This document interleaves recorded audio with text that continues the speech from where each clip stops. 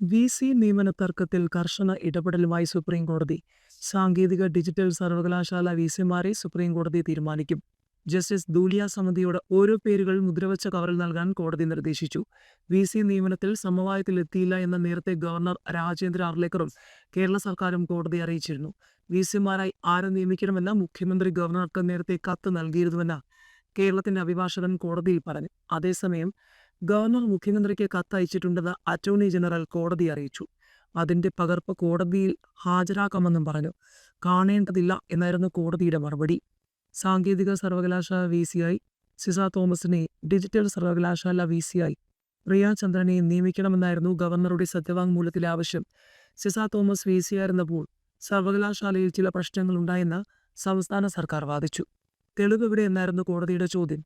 മുഖ്യമന്ത്രി merit പരിഗണിച്ചില്ലെന്നും merit അട്ടിമറിച്ച് മാധ്യമ വാർത്തകളുടെ പേരിൽ മുഖ്യമന്ത്രി സിസ തോമസിനെ ഒഴിവാക്കിയെന്നും ഗവർണർ ആരോപിച്ചു. സാങ്കേതിക സർവകലാശാലയിലേക്ക് സി സതീഷ് കുമാറിനെയും ഡിജിറ്റൽ സർവകലാശാലയിലേക്ക് സജി ഗോപിനാഥിനെയും നിയമിക്കണമെന്നാണ് മുഖ്യമന്ത്രിയുടെ ശുപാർശ. സർവകലാശാലകളിലെ വി.സി. നിയമന തർക്കത്തിൽ ഗവർണർ രാജേന്ദ്ര അർലേക്കറും മന്ത്രിമാരായ പി രാജീവും ആർ ബിന്ദുവും നടത്തിയ കൂടിക്കാഴ്ചയിലും മഞ്ഞുരുകിയിരുന്നില്ല.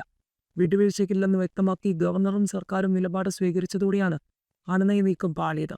താൻ നിശ്ചയിച്ച വി.സിമാർ യോഗ്യരെന്ന് ഗവർണർ നിലപാടെടുത്തു.